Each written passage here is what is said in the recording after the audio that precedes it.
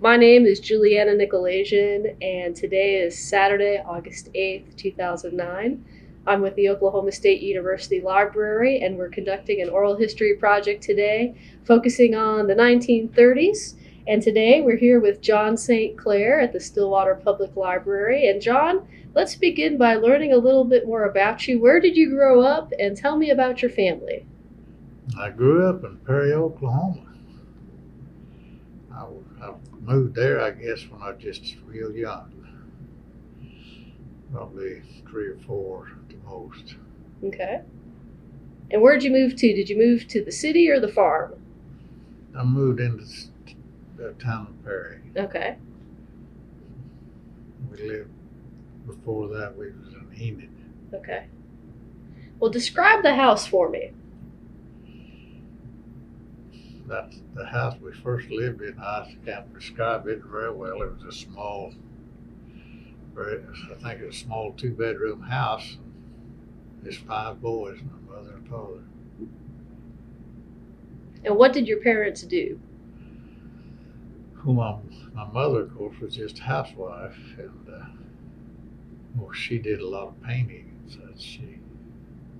But my dad worked in the oil field until, I don't know, after, I guess it was before he went to work then for the gas company, Apache Gas. Then there's Northern Oklahoma and then Oklahoma Natural. That's what he did. Okay. So as a little boy, what did you do for fun? Played. What did you play? We played shinny. You ever hear of shinny? Was with a little can, like a evaporated milk can, and we played. It was like playing hockey. We had our sticks. We'd go out in the woods and cut them, and we played football. Of course, we did an awful lot of. Back in those early days, we had a big garden. We raised nearly everything we ate. Would your mother can a lot of stuff? She canned nearly everything we ate. Uh-huh. We had the big garden. When she got everything she thought she needed for the winter, well, then we got to, as kids, we'd peddle it. We didn't have no money. It wasn't anything. Well, how'd you peddle it? Where'd you go? Just door to door. Mm-hmm. And would you have much success? Oh, yes, we had our biggest customer, I think, that we remember, as I remember, was a lady that every year had an order in for a bushel of spinach. And my mother got all the spinach she needed and sell it. That's the first customer we had was that bushel. But we'd go all over the town's not very big. And then what would you do with the money? Well, that was, we spent it. On what? I guess going to these they used to have movies. They had a couple of theaters downtown, but they also used to have these traveling movies. They'd set up a tent and show movies. Be a nickel or something like that to go see a movie. But we just like any other boys, we had our games or football. We played some of that because we could, but basketball, we had no place to hardly to play basketball those days. So we didn't play much basketball. Of course, I was growing up when I got to school. My oldest brother was 8 years older than I was, and he started wrestling. And since he started, I started. I was the first Pee-wee in Perry. So I've been wrestling nearly all my life. Wow. It's pretty good. Yeah, I even went over here to OSU. Yeah, Art Griffiths was the coach. I knew him from back in high school days because I've, brought up. I used to go with the team and wrestle exhibitions if they had a little one where we went. Well, what was elementary school like? How far was it from your house? It was about 7 or 8 blocks. It'll be. I run home to dinner every day. Run back. They didn't have much school program as far as eating at that time. Mm-hmm. They did have a small deal where the people that really didn't have to buy to eat or anything, they fed them. I had to go home and eat. Mm-hmm. And then after elementary school? Well, then it was junior high and high school. Mm-hmm. And what was that like for you? Well, I took part in all sports. Mm-hmm. Mainly wrestling and football. They didn't have so many sports in those days. They had track just very little, Mm-hmm. but they didn't have coaches and things. They didn't have equipment or anything. There wasn't any money. Would you travel to other schools to wrestle or? Yes, they didn't have school buses until most of the time I was going. A couple of the coaches, the teachers or something, would take their cars. We could take 2 cars, pack them in there, and I'd sit in somebody's lap if I went with them. Until I got in high school. In high school, then we started having buses. We didn't have them when I started. Hmm. But those were pretty lean days. Mm-hmm. How so? Well, there wasn't any money. Mm-hmm. Wasn't any jobs. Mm-hmm. But we were very fortunate. We had, like I say, my mother did up the canning and everything. We raised all of our food. And we even had a pony. Now, that pony is quite a story in itself. My dad's youngest sister married Henry G. Bennett, the president of OSU, son, Dr. Henry Bennett. And he was my uncle. Hmm. And they had this pony for their kids. Their kids grew up. They needed more, and they gave that pony to us. And 2 of my brothers come over here and rode that pony back to Perry. So we had a pony. I used to deliver papers on that pony. Wow. So we had all kinds of. We had cows, chickens, everything in town. Everybody did. So you had a pretty big yard. Well, we had, yeah, it was fair. 2 lots is really all we had. So, but we had lots of fun. Played with, talking about games, we used to play with rubber guns. You probably don't even know what a rubber gun is. I have no idea. We'd take a piece of wood and make it in the shape of a gun or something and notch the back of it. And you'd take the old inner tubes out of the old cars because the cars always had plastic. Tires were no good. And we'd cut them up in strips about a ½ inch wide. Load them on the gun, had a string, and you could pull the string and shoot. And we had a barn in our yard too, where we had our cows and things, and we'd play in that and everything with the rubber guns, shoot each other. We had lots of fun. Now, did you have milk cows or beef cows? No, it was milk cows. So you had to do some milking in your time. No, my brother did that. I wasn't the farmer in the bunch. How'd you get out of doing milking? I had other chores. We all had chores. Well, what were some of your chores? Doing the washing was one of the things. Like the clothes washing? Oh yes, old wringer type washing machine. How did that work?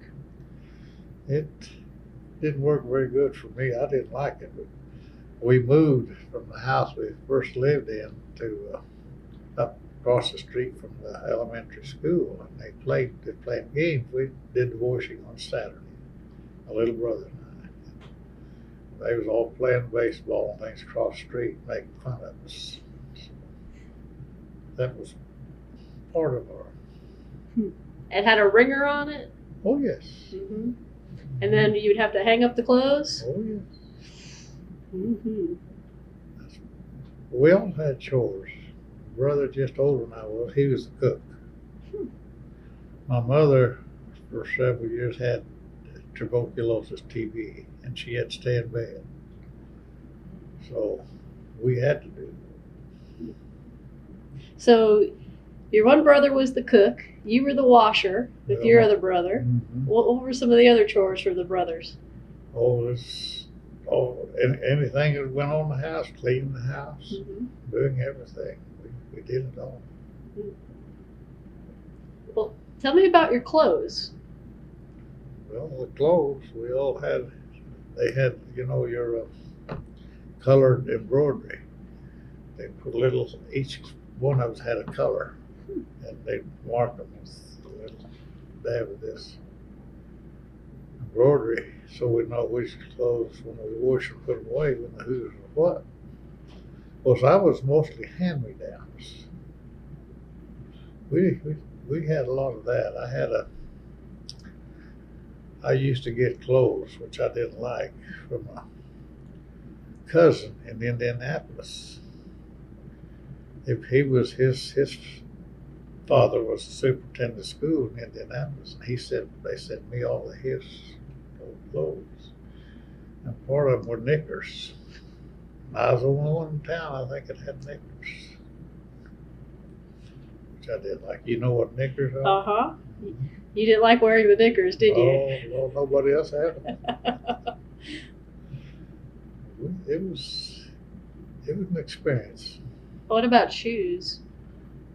Well, we had shoes like anybody else. Mm-hmm. Of course, in summertime, we never wore shoes. Mm-hmm. It's always barefoot. No problems getting stickers stuck in your feet? Oh, yeah. I got a lot of stickers.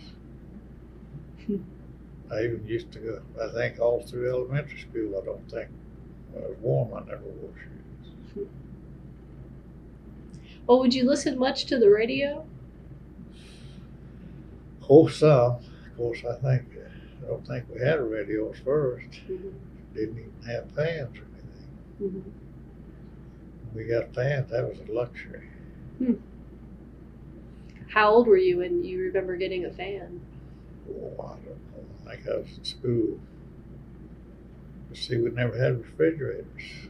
Mm-hmm. We had ice delivered every day. No ice box. It's a lot different these kids today. Sure it is. My first bicycle, I bought it delivering papers. Since I got delivering papers, I think I bought all my clothes and all my spending money from then on. I think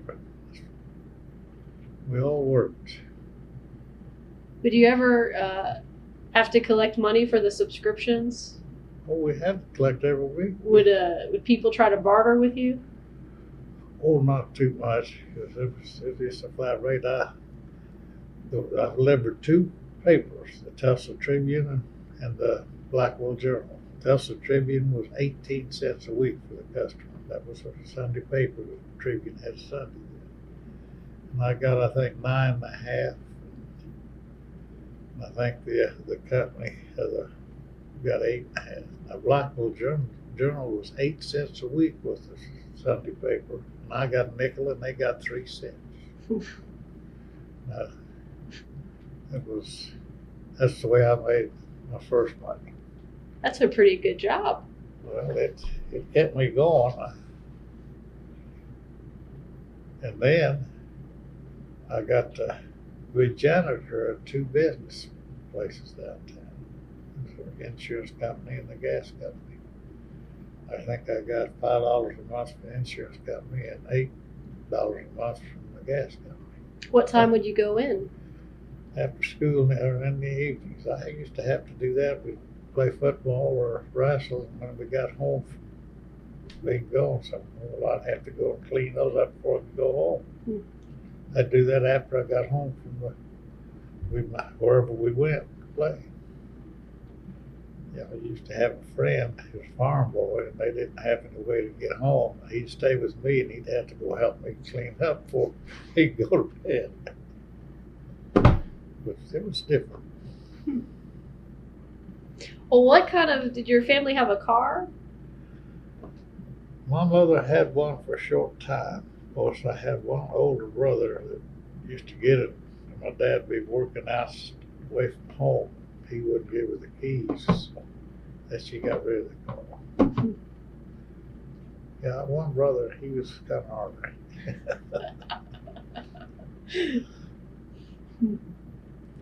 He kept me from having a car when I got to be 16.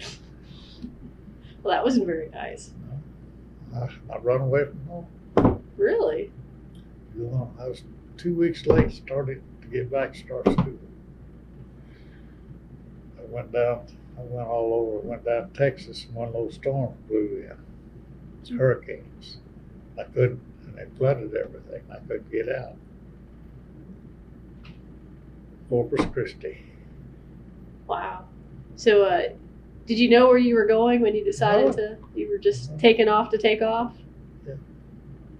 I ended up, I think, first at Carlsbad, New Mexico, went to the cabins, and they was building that air base down there. And of course, I had money. I'd worked at farms thing, harvesting.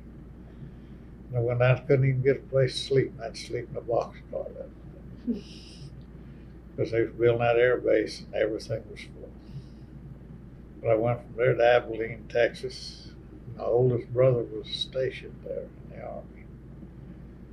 And he had tickets to the USO show that night, he and his wife. And he had a job that come up all at once, and he couldn't go. So I got to go and see Rita Hayworth. So Nice. then I took off and went to the coast, and that's when I got caught. Now, were you hitchhiking along the way? Oh yes, that's all the way I'd go. Was that difficult? No, not then. Really, that's the only way to go. It's really interesting.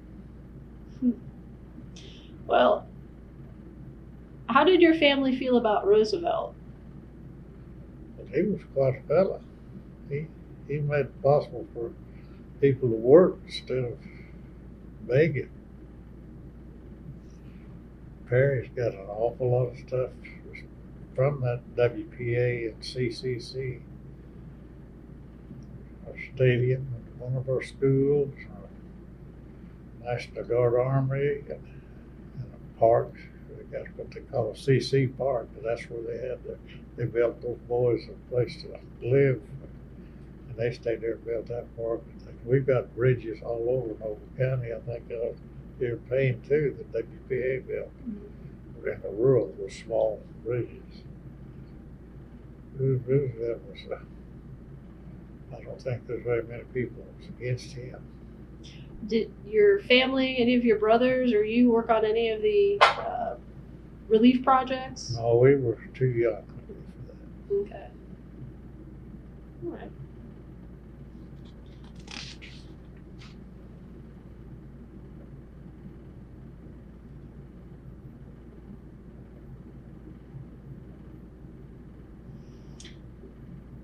Do you remember any dirt blowing through the area? Well, there's always dirt blowing. I know we didn't at that time have, full out dust storms. We didn't have them like they had in the Panhandle. But did you have it? Did you notice any dirt rolling through, or? Oh, it was dirty and everything, but I didn't notice anything. Of course, kid, we never had it that bad, I don't think. Okay. Because we was right. But most of that was, well, it's just like even later, they had that even up in Gate County when the wind would blow that sand. My goodness, that's even after I come back home after World War II, it'd blow maybe overnight, 2 or 3 foot high along the fence lines. That's sand, that's fine sand and dirt. But we didn't have that. Well, tell me about holidays growing up. What do you remember? We always, just like any kid, we had Christmas, we got gifts. 4th of July, we'd shoot fireworks. We probably had one thing we played with that most kids didn't have. We raised all those gardens, and we had the potatoes put up.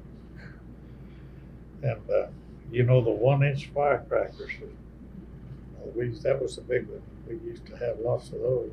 And, we'd go sneak in and get potatoes. We had a boat just the size of that firecracker. We'd punch a hole in it, put the firecracker, light them, and throw them at each other. We used to have some real potato fights. Of course, if my dad had caught us, we wouldn't have had them very long. We never got caught. Well, I know it's tough as a little kid, but could you tell that people were having a tough time? Well, I guess, because just like a little fella school, you go up there, and the banker's kid had everything, and you didn't have nothing. Mm-hmm. And that was pretty obvious. Yeah.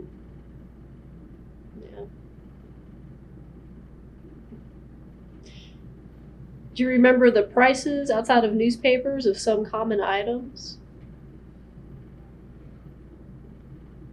Not especially because Like what a candy bar would cost? well, you could buy candy for a penny. Okay. You could get different things, but most of your bigger regular candy bars was, when I grew up, getting bigger, it was a nickel. They're not a nickel anymore. Or you could take a quarter and go to the movie and have popcorn, something to drink for a quarter. Mm-hmm. But other than that, we didn't. Of course, we didn't buy anything because we lived at home and everything. But do you have any stories looking back on those days from growing up that you'd like to share about the 1930s? Well, back in the 30s, that's when I was in school most of the time, of course. Of course, I had a lot of fun because I did a lot of wrestling and football. Who were the big powerhouses? What schools were the big powerhouses in wrestling and football back then? I suppose the big wrestling was Tulsa. What was it? Tulsa Central, I think. That's where Art Griffith was coach. Like I said, I got well acquainted with him and his boys. You probably heard of Jack. He had all these filling stations here. I knew all them because I grew up with them. And football, well, we held our own with about all of them. See, back in those days, there's only one class. See, there's 4 or 5 classes now. And we all competed with one another. We used to beat Stillwater, Ponca City, and all of them. Stillwater wouldn't hardly play us because we beat them. Well, back then you had to play both sides of the ball, right? That's right. And that's pretty tough. You ought to wrestle. You get in shape to wrestle. You can play football from now on and never get tired. Really? That's why I get disgusted with hearing these commentators. When they used to put some of them playing both ways, you know. Mm-hmm. Oh, and even now, just playing one way, how tired they're supposed to get. Well, they're not in shape if they get tired. Mm-hmm. They don't look at it hard enough. No, I never had any problem with that. I guess wrestling gave you good conditioning. Well, I worked at it. Mm-hmm. So many of them didn't. But I did pretty well in it. Well, give me some of your favorite wrestling memories. Well, I guess when I won some tournaments and things, I was All-State 2 years, football 1 year. So that was some good memories. I guess the worst memory was we was undefeated a couple of years. One last year we played Pawnee. Pawnee's smaller than Perry, and they was undefeated that year. And they beat us. That was one of the big letdowns. We shouldn't have been beat, but we were. Sometimes that happens. Oh yes. big fellow from Pawnee I got acquainted with that was on that team. We got to be pretty good friends.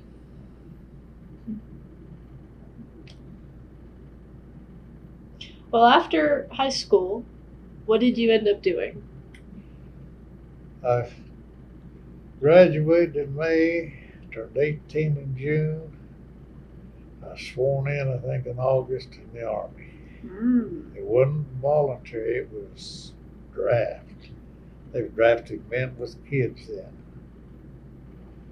Well, I was still, there's one, well, I knew a lot of the people. I was county engineer of Noble County. One of them I went in with, he had 2 or 3 kids. And I was still in training here in the States when he was a prisoner of war. Wow. They went and took them room. They was overseas.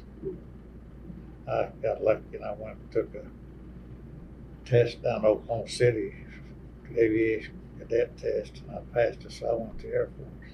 Mm-hmm. I was in training about a year before I went over. And where did you serve overseas? Europe. Then I had to stay. I was over there, I guess, a couple of years maybe, because I didn't have enough points to come home.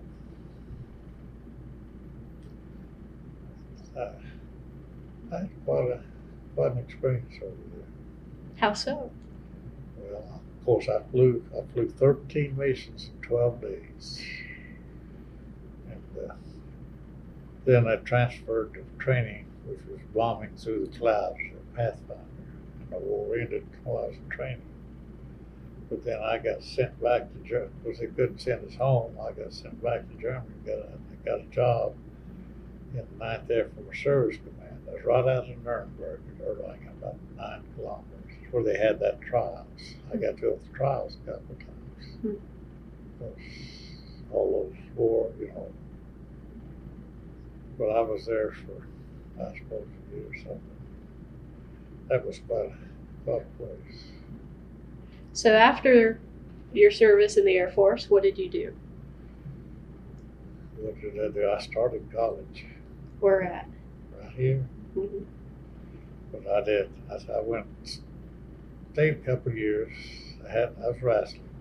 I got to wrestle some over here, not a lot, of course. But anyway, I got a job as a game ranger. So I was a game ranger for a good many years. Well, going back to your time in college, where did you live? Vet Village. The first year I had to drive back and forth home, Perry. But I lived in that old Vet Village. And describe that for me. What was your accommodation like? Well, it was built out of 1/4 inch plywood, no inside walls. It was probably about, what would it have been? Maybe it might have been 20 or 24 foot square. And they had a bunch of old lumber over here, and I built a room on them. I built me a utility room and everything. I had the fanciest place out there. It wasn't anything to brag about, because there's none of those left. Mm-hmm. But they had them. Well, you probably know where it was out here, but they had Quonset huts all over. I had to drive back that first year. I had to drive back and forth to the prairie, both morning and night, because they didn't have classrooms. So I'd go in the mornings, and then I had to come back and go to classes at night. Half of my teachers were students. They didn't know any more than I knew. It was a pretty sorry mess. They didn't learn anything, because some of the teachers, I could say, they didn't know any more than I knew. Then the next semester you'd have the course a little more advanced. So you get somebody who's been teaching for you, and they expected you to know something. It was bad. I found it weird. And part of it was because too, you had to get your classes, you had to stand in line. Mm-hmm. The lines would be 1-2 blocks long. I said, I stood enough lines in the Army, I won't do it again. I didn't, so I didn't get the courses I needed. It was a mess. So you became a game ranger. Then I went business for myself. What you do? Plumbing, electric, and heat and air. Back in Perry? I had all 3 licenses, state and city. And how'd you meet your wife? Went into high school. She moved to Perry about the time we were, I guess, as juniors, might have been sophomores. That's how I met her. We got married when we was 18. I was going to school at OBU, Oklahoma Baptist University, down in Shawnee. Army had taken that over as a pre-flight school. And I was going to school down there when I got married. That's wonderful. So you've been in Perry a long time. You've probably seen lots of changes. Oh, yes. How's the city changed since you've been back? Well, it's not the same place, really. I hadn't grown tremendously, though. They called it 5,000 years and years ago, but that's when they counted all the dogs and the cats and the people in the cemetery. But it's about 5,000 really now. It's pretty good. It's got a lot of things a lot of small towns don't have. We have the industry, Ditch Witch, and we have a nice YMCA, good schools, and lots of good churches, which is what makes the town, I guess. We have all that. Oh yeah. Well, do you have anything else you'd like to share with us about your time growing up, and any good stories I need to know about? I'm sure there's stories. What about, John? Oh, you can talk about the hobos that get off the train. Oh, well, that was yeah. When I was growing up, that's not. But they used to be hobos, all the time back in the Depression days. They jump the trains, They'd get off these little towns and go begging for something to eat. We lived probably 5 or 6 blocks from the railroad tracks, and they'd come up, walk up, knock on doors trying to find something to eat. My mother always fed them, but she wouldn't let them in the house, but she would always feed them. But there was lots of bums or hobos or whatever you wanted to call them. That's just people out of work, probably is all it was. My wife's father said he used to dig potatoes for potatoes. In other words, they get hungry. They'd go and people let them dig in their patches and share with them. That's the way they got something to eat. Would your mother ever put them to work? No, not really. She just feed them. Sometimes they say that they would mark a house so they know where to go for food. Do you think that's the case? I don't know, but we had quite a few of them. They just come off of the trains and head up the streets and start knocking on doors. When you get hungry, you do a lot of things. They weren't bad people. They were pretty run down and dirty because they had no place to clean up or anything. They didn't have the program we have now. Did you have a favorite food from back then that you just loved to have, or a favorite meal? I like about everything, still do. I think there was some of them I didn't like. I think it was peas and corn. There's one of them I didn't like. Finally one day my mother put them together and I forgot which one I didn't like. So I ate them both. Oh, that's great. But she cooked. She had everything. She canned meat and everything. See, they didn't have any way of keeping meat. Yeah.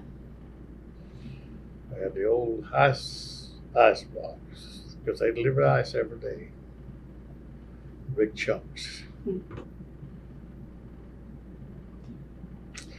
course, we had one of the first refrigerators. It was an old Cervelle gas.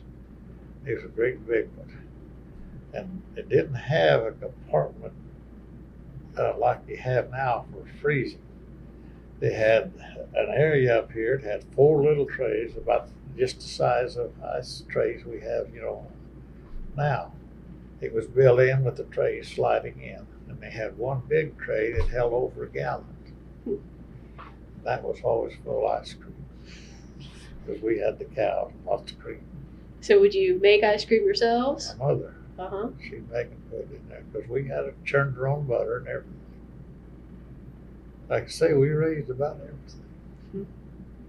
So you had plenty of food, but outside of not having probably a lot of money, so you never went hungry. Oh, no. Mm-hmm. No, I just saw that. Yeah. Of course, my dad was working most of the time. If he's out, he worked in the oil field, and he was gone most of the time. Mm-hmm. So you boys had to pretty much behave, Well, pretty much so. or try to at least.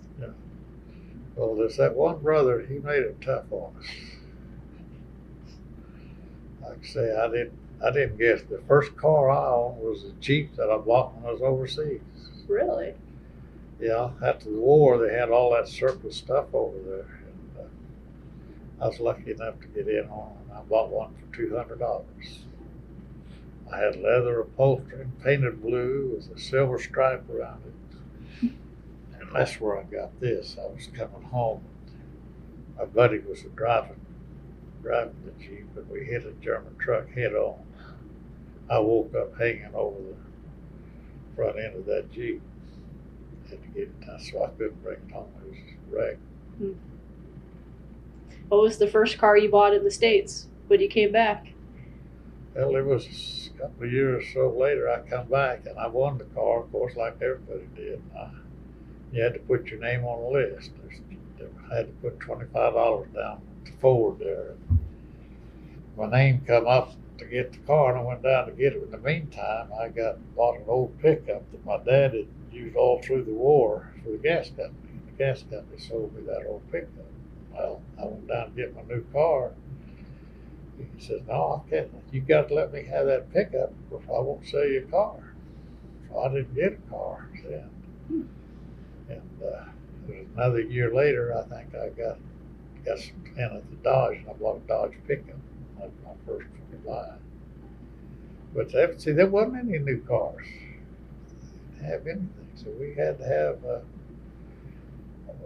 just to buy meat, and tires, or anything. You had to have coupons and things to buy that stuff. But I got a Dodge was my first one. Then my first car was 52. It was a station wagon Ford. Going back to your pony, speaking about cars, going back to ponies, did you ever meet President Bennett? Yes. I didn't know him well, but I met him several times. Of course, his son, he was my uncle.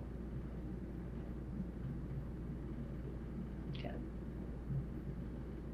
Yeah, like I say, they gave us that pony. It was just through the association of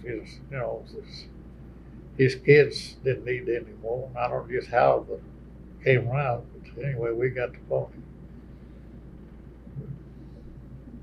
Do you remember seeing or reading the Grapes of Wrath, or Oh, and how people felt about Steinbeck, and were they happy or were they angry with his work? I never paid attention to that. It was quite a story.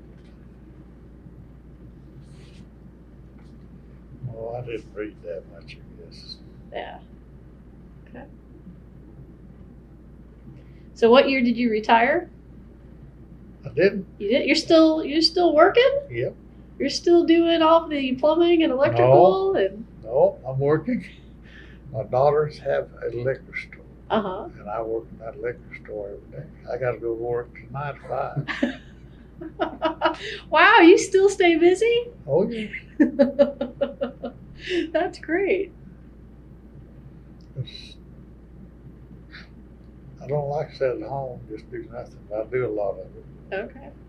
Do some baking down at the liquor store. You do Oh some yeah, I've baking. got a lot of friends down there. You know what I do down there? You got to tell me. I bake cupcakes. I do make some cookies, candy at times, and I give them away to customers. First started giving that stuff away, people look at me, and they wouldn't hardly take it. No. I said, well, it don't cost you anything. People just couldn't believe anybody gives something away. But they expect it now. So you have a lot of friends that come in. Oh, quite a few. They come in and ask about me. That's good customer service. But it's kind of fun. Well, John, we really appreciate you coming out today. It's been a lot of fun. Well, I didn't tell you anything.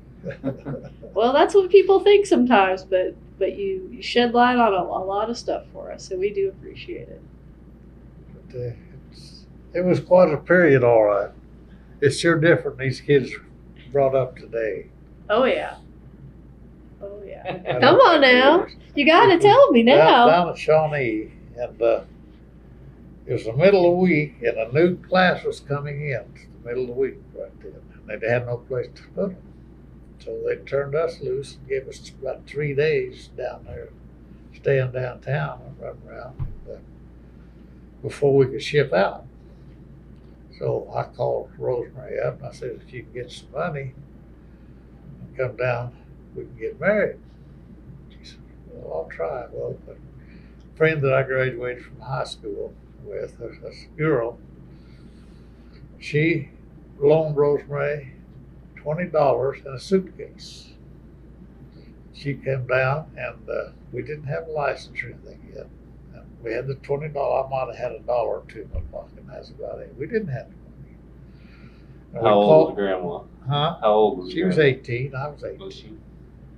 And we called down to the courthouse. The lady answered. It was late. I guess we found her name, I guess. Anyway, she said she'd meet us at the courthouse. So we went down. What we thought was we'd meet her. We waited an hour or two. Nobody showed up. So we finally called back. She says, well, I was waiting for you. We met at the wrong place. So she came back downtown and got us a license. And we got the license. Then I went to the beer joints, found a couple of my buddies. And one of them was named Elmer Bender, so we called him the best man. And the other guy's name was Francis Bamble, so he was the maid of honor because his name was Francis. So we went to the Justice of the Peace. And I didn't want to give him that $20 because he might want to keep us. So those guys stringed him around and they gave him a little money. We got married. And we had to go downtown to the old Aldridge Hotel there in Shawnee. It was pretty new then, pretty nice anyway. And all these friends of mine were all next door. We was all in that hotel for about 2 or 3 days. But that $20 we ate and stayed in the hotel for 2 or 3 days. See? Then I transferred out, went to San Antonio. I think it was 6 weeks before I could get off the base. She was down there the day that I got off. She stayed there. She followed me until I went overseas. Was there any thought about not coming back to Oklahoma? Moving somewhere else? Or did you always plan on coming back to Oklahoma? Oh, I guess I never knew anything else. But we haven't really lived anywhere else. Of course, I was in a lot of places in Europe. Did a lot of things in Europe. I could tell you a whole lot of stories. See, those are the stories I want to hear. What did you do in Europe that was so exciting? I'm sure it was exciting. I was in Venice. I used to. Anyway, I went over and I didn't get to go over with the crew. I went over in a big airplane and And the other crew came across with another. We couldn't all go together, but there was a general in there with us. Old General Ben Lear, he's the one that got in trouble with some GIs whistling on some girls. And he getting them the devil, and he got the press gave him the anyway. We got over there. We flew our missions, and then we went to Venlo, Holland, which is go out one gate here in Germany, and the other gate here in Belgium, or Holland, not Holland, Belgium. But anyway, while we was there, the war was still going, but we couldn't fly because it was too close. We might be bombing the wrong people. So we got to running around all over the country. Matter of fact, when we moved into Venlo that night, we was in tents, nothing but tents and a cot with a couple of blankets. Well, we took a truck into the little German town, and we loaded up. I had a carpet in my floor in my tent, and I went to town. I bought when I was in France, a little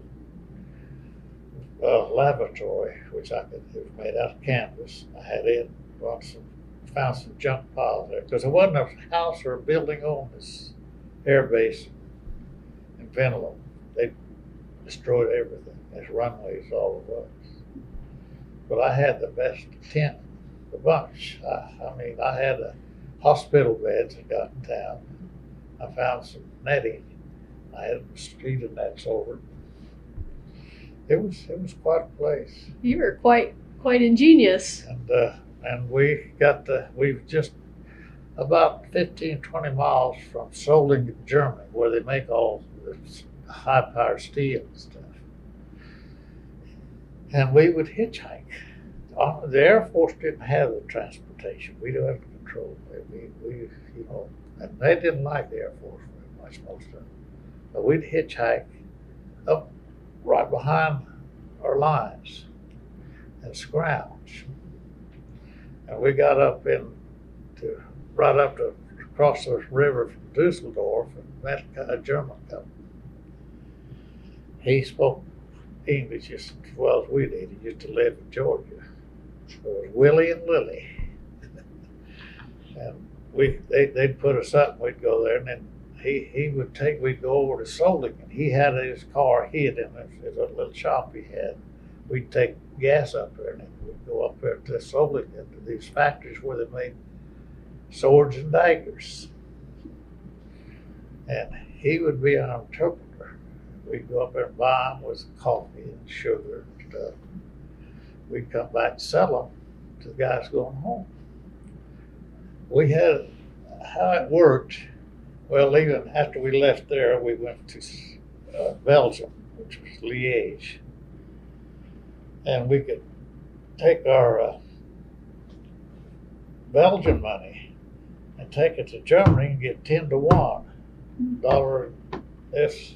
And we would buy a lot of these daggers and things with German money and, like I say, coffee and stuff. Then we'd sell it back to the guys going home for Belgian money. So we were making money selling besides the money exchange. But they got to where they wouldn't let us send home only what we made. So I sent Rosemary, I think it was 3 sets of crystal. They've made there in Liège. I was buying all kinds of stuff because I couldn't send home. But we'd go up there, Willies and Lilies.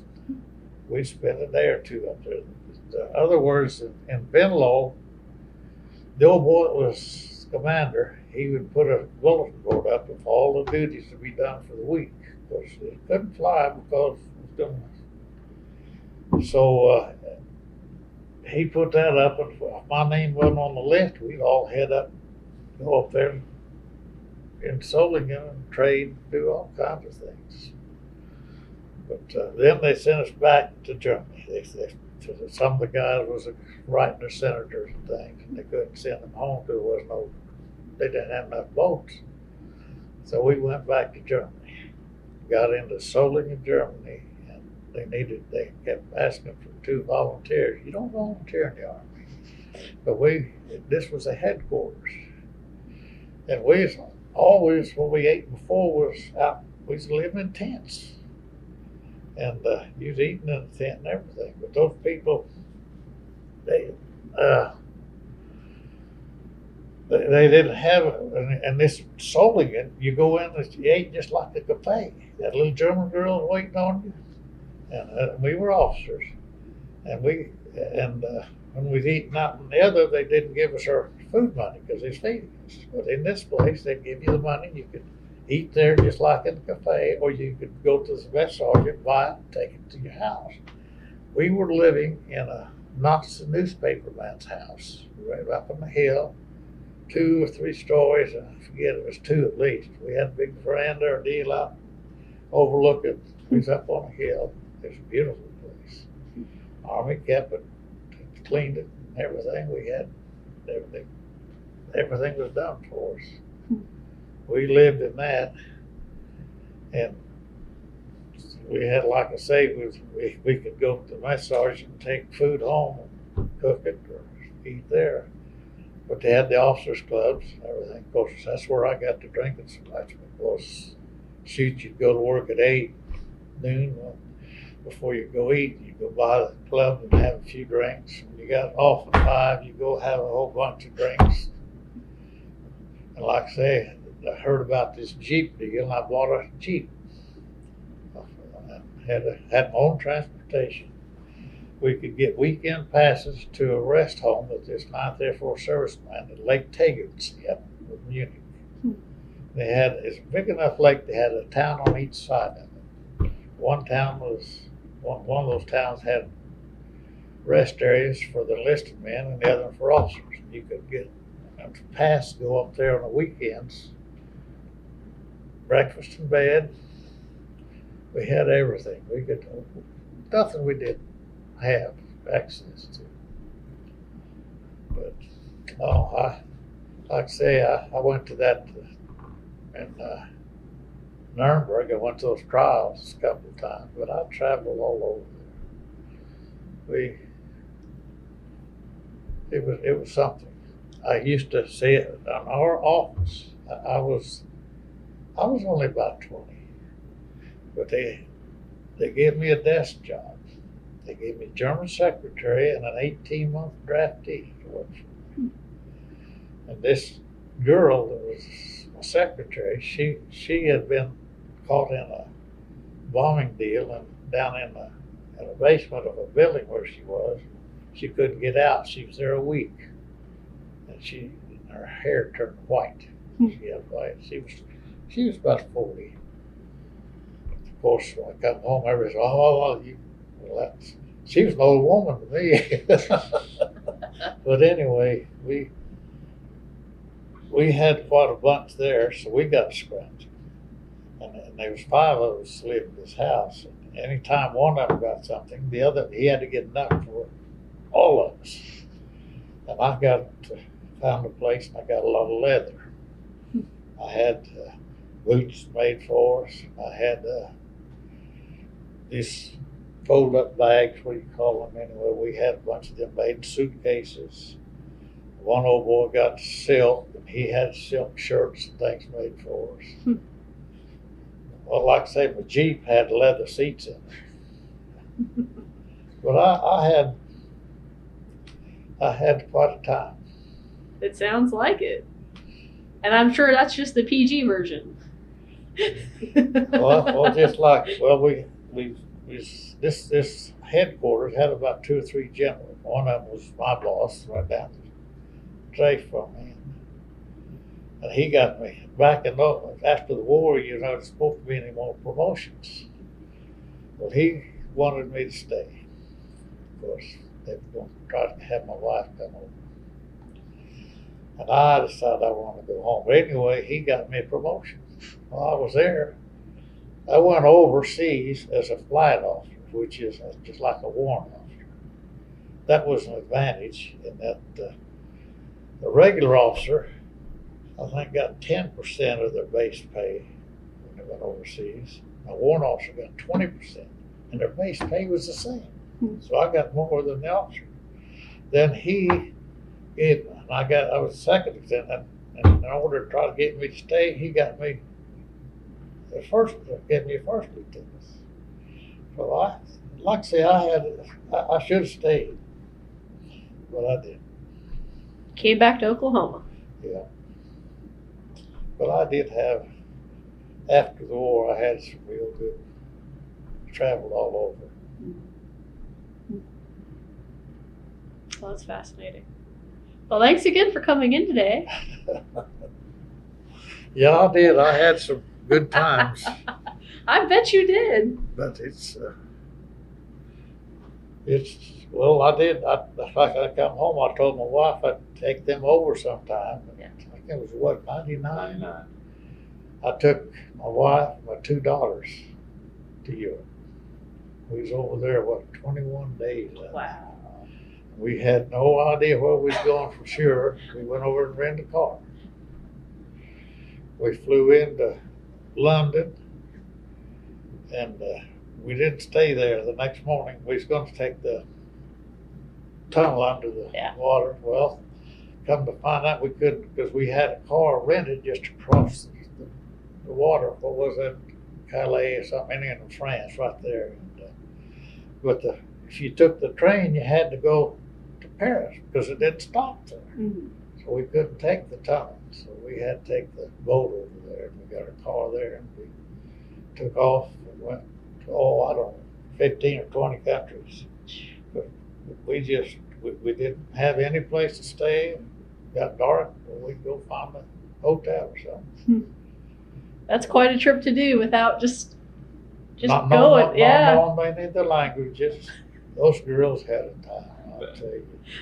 Your mother, Kathy, they did this. We just turned them loose. They did all the interpreting, getting the stuff. And I'll tell you, it was a lot of fun.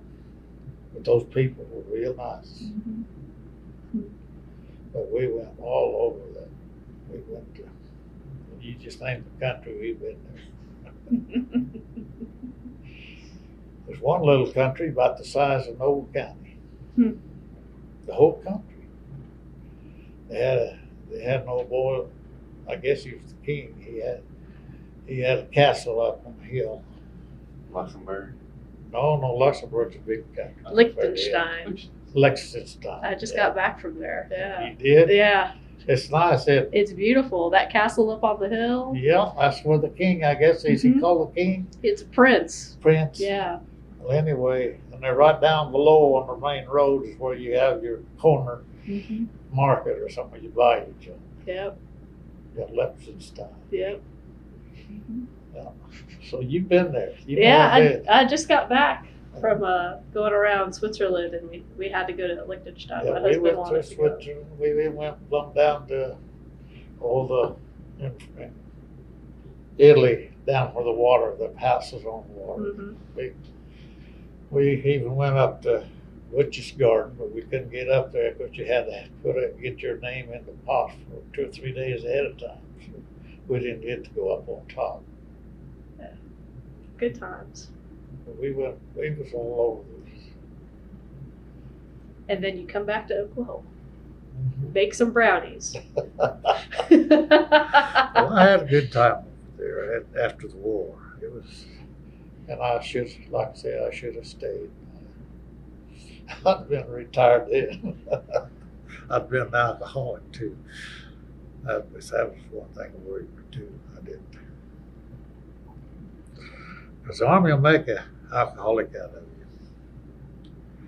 We'd fly on mission and a debriefing, it gives you drinks. That's one of the first things they give you when you get in there.